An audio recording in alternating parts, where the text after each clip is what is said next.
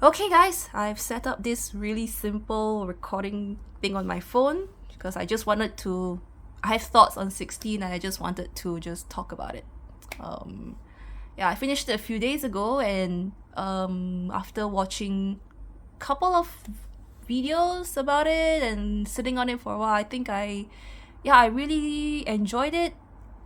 I love the characters, the world, the battle, the fight scenes, the battle system. I actually got through it on that normal performance, whatever you call it, the non-story mode setting.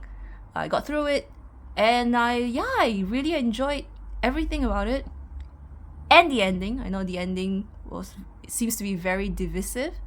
I personally like open-ended endings. I like satisfying endings too, like 9, 8. They have very clear outcomes. But the mystery in FF16's ending is also something that I enjoy. I do think it leans towards like 70-30 that Clive dies, but there's enough to leave alternative endings to be considered, for DLCs or whatever. But generally, I think it's a complete game. I really love the character. I think the strength is in the characters, the mannerisms, and the world. Now, of course, that doesn't mean there aren't issues, and I'll come to that in a bit. But I do just feel very satisfied coming away from this game. And it's actually made me want to resume my FF14 game. So I don't know if Yoshi planned it, but yes, I'll probably jump back into FF14 as well at some point. Yeah, so coming to the characters, it's definitely a one-man show. So it's about Clive, it's Clive's journey. It's not a party cast. I mean, there's no surprise there if you other than the very initial announcement and one of the state of plays, I actually did not want to know anything about the story.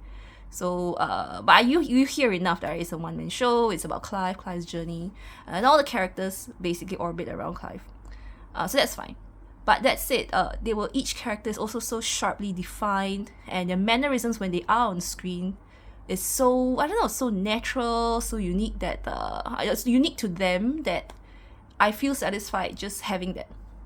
Now, it doesn't mean that I wouldn't love more like background or seeing them interact with each other more, but it also kind of feels like I could do without. I can leave it to the imagination. I feel like the writing, especially in the first half, the first 2/3 at least, the writing for the characters and the story is very tight. So it's exactly what you need for the story. Nothing too superfluous going on, generally speaking. And that applies to the characters too. So you just know what you need to know about Dion, about Gav, Jill, for better or for worse, what they contribute to Clive's understanding or the story. And I know that I would love if each of them had their own arc. Technically, you could say they did, like Joshua, Jill, Dion, each went through something, but it's not like how the older FF games used to, right? Like in FF7, you had a whole section for Barrett, for Sid, even Yuffie, if you did the side quest. They all went through a mini arc. But I guess for the kind of story 16 was trying to tell and the pace they were trying, and pacing is another issue, of course, but for what they were trying to tell in 16, it might have felt a bit out of the way. Like, imagine Clive suddenly has to go and you can't switch characters, so imagine Clive has to suddenly just take a detour off to suddenly find out and settle, Gav's family issues or something. Or Dion's. Well, actually, I think Dion's one could have been worked into the main plot better, but yeah. Of course, Jill as well. So actually, Jill is an example where they found a way to give her moment as part of the story, but I can see why it could be difficult to slot in other characters in that way and really give them their own little time. That said, you could also say that those characters who are the main characters, so Clive, of course, Joshua, Jill, to a lesser extent Dion, they did each have their moment. It's just probably we would have wanted more, just more. And I don't know whether that's a good thing or a bad thing, but at least it to me, it means that people are not apathetic to the characters. They like them enough to want to know more. Than I wish we had more time with them. Where was I going with this? But yeah, anyway, so I think it's the writing for the characters and it's just overall very tight. Keeps things moving, and the active time lore actually comes into play here, I think, in a very interesting way. But I'll come to that in a bit. But yes, in a way, so essentially I'm very satisfied with the characters. Of course, I want more, but I'm very happy as they are. And then as you learn more about them bit by bit, especially in that last set of side quests just before you go into Origin, it really gives so much more flavor when you replay it or see them in the early days, right? Like Gav and his feeling of inadequacy, being unable to protect his family. So when you see how Sid praises him and he seems all like blushing and all that, yeah, and it just gives. At first it seemed weird, but just a bit like seems to be a character quirk. But then now you know it's because, yeah, he really felt that he was basically useless. Even and every time Sid so of course he completely empathized with Clive in terms of losing his family to the Imperials, and then whenever he could be useful, it just gave him that motivation. Yeah. So those are the characters. The world is so fleshed out. It's very political. I mean, for the FF, you can definitely see. I hate to say it, the Game of Thrones influence. I mean, and to be honest, I really hate that Yoshi P mentioned that. I know he was probably just being honest, or maybe he was trying to write a certain sentiment and didn't realize that at this point Game of Thrones is not that popular anymore. But honestly, FF Tactics, 12, actually pre or even 6 and earlier. And now, of course, there's a lot of other games that this whole tradition of medieval JRPG games that Yoshi P and his team are heavily influenced by. So this medieval political story thing has been around forever, and I really hate that it's now just Game of Thrones. It's a Game of Thrones ripoff. Anyway, but anyways, the world is really fleshed out. I feel it's the most fleshed out it's been in a long time. It's okay. 7 Remake is weird because it just takes place in one city. They do give more information. They do try to build Midgar, of course, as a world, and there's a lot more information in the books. So that's fine. And in 15, there was a kind of, actually I don't really remember whether the towns really interact with each other or not. I think maybe there was a very loose sense of it, but every town just kind of sat on its own and didn't really interact with each other. Whereas the 16 world is constantly interacting with each other. Like that's I feel like one of the biggest draws, and really harkens back to Tactics, of course. 12 probably too. I really can't remember anymore. But definitely Tactics. So I love how things were always happening with or without Clive. There's always something that shows the world is alive. It doesn't only come to life when the Protex camera, is trained on it. And all the interactions between the different forces, you have three parties, right? You have the Imperials, the Royalists, and the Republicans. Such a rich world, really. And then Clive is always popping in and out, doing his thing, as a kind of a unexpected force as an outlaw. It's so sad that it seems to fall apart towards the end, in terms of the writing, but what is there at the start it's so meaty and well fleshed out, and I can only imagine how much lore the team actually have in their back pocket that they couldn't really share in the game. Hopefully the books elaborate more, the FF. You just have to look at FF14 and how much lore is in that, so I can just imagine the kind of backstory, all the political interplays and treaties and blah blah blah, all that kind of stuff.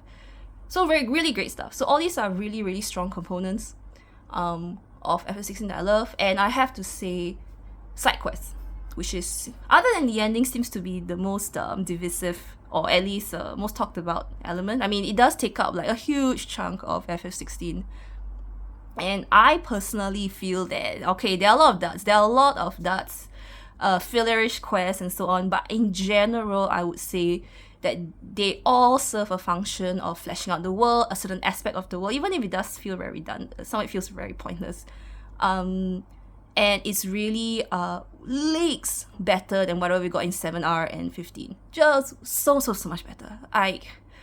The only thing is that maybe, I think the issue is that in 7R, most people could probably just forget about it, the side quests, in one part. But because this game makes side quests so crucial, their weaknesses also come, which is fair, right? And I don't remember what we did for side quests in 15. They were terrible. But the side quests in 16 are really a step up. Many areas to improve, but I hope that the team, and I think Square Enix always does look at fan reaction. I hope that they don't give up on the idea of side quests. Oops, sorry.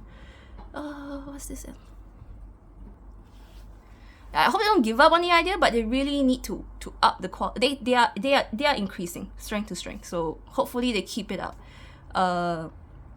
and balance out the side quests. So, but in general, I think they do really well in pacing, fleshing out the world, and could have been used better to flesh out the characters, which they did. Like the last few quests before Origin are so good. I have not cried at an FF game in a long time. In a long time. So to then cry at Gav and Torgal's side quest, of all things, wow, it was just incredible. And I watched it like, oh my god, I'm tearing again. Yeah, it was so good. The problem is that they were all left at the end, and they really needed these strong side quests throughout the game to justify. I mean, if we're gonna make us spend like, I don't know, a good 40% of our time on side quests, they need to, and for the side quests to carry the majority of the activities in your game, because there are no mini games, there are no secret bosses other than hunts. Your side quests need to be top notch. They can't just be they can't be looked at as filler. Anyway, yeah, so I'll come to side quests in more detail later, but yeah, so, and then now we come to the ending. So the ending is really I haven't looked at a lot of theories, but I watched enough. I think I watched FF Peasants playthrough, and I saw a lot of comments. I mean, of course, a lot of reactions about is Clive live, Clive dies, and it is an ambiguous ending. I don't know if it feels pointless. I like open endings, but I feel like it's only ambiguous to a certain extent. Like, I really think that if you had to go, let's say there's no DLC, there's no further comments, I think you were meant to take like 70-80% points towards Clive died on a lonely beach, bringing on a new world, essentially. And yes, Joshua died, Dion died, everyone dies, everyone we love dies. All in the spirit of creating a new world for the next generation, which is what Edda's baby is for, right? Yeah, Edda's bearer baby is for. But then there is enough sprinkled in to a chance to entertain that, he could have lived, or Joshua lived, I mean, whatever, Joshua lived, Dion's pretty much dead, but that's it. But yeah, so I like these kinds of endings, because it leaves open, you don't know what could be left open to continue in part 2, if there's a 16-2, I suppose. But otherwise, yeah, why not? And I saw a very interesting comment, like how the open ending, it's in line with the theme of free will, make your own choices, your own terms, right? Write your own story, and so on. So in that sense, it's really up to you, the player, to figure out, what's the ending, Clive? What's the ending you want to create for Clive? Yeah, I guess it kind of feels like a cop-out to, like, so everyone can be as happy as they want to be, but I don't think so. It sounds like the discussion is really... Okay, never mind. I don't really know how discussions are going. It doesn't sound friendly. But yeah, so whatever. The ending is what it is. Like, Seven's ending was really open-ended too, and it created a lot of speculation. And in the end, it didn't stop Square from settling it in a movie, Evan Children and the compilation. So it's not that there's no ending. I think that the team has laid enough to go either way, which in a way I kind of like, because it wouldn't feel like it comes out of nowhere. I think the thing I hate most is something's very close, and then suddenly they want to introduce a mysterious new opponent or factor, and like what, like where did that come from? Right, so whatever. Anyway, yeah, no, not gonna decide on the ending here, but I personally have no problem with it for now. Okay, so that's it. That's my rambling thoughts on 16. Generally what I like. I'll stop here and then go into specific areas that I thought were really cool, specific areas that I thought really could have, like, missed opportunities, could have been improved, and I just need to get this all off my system. Yeah, thanks.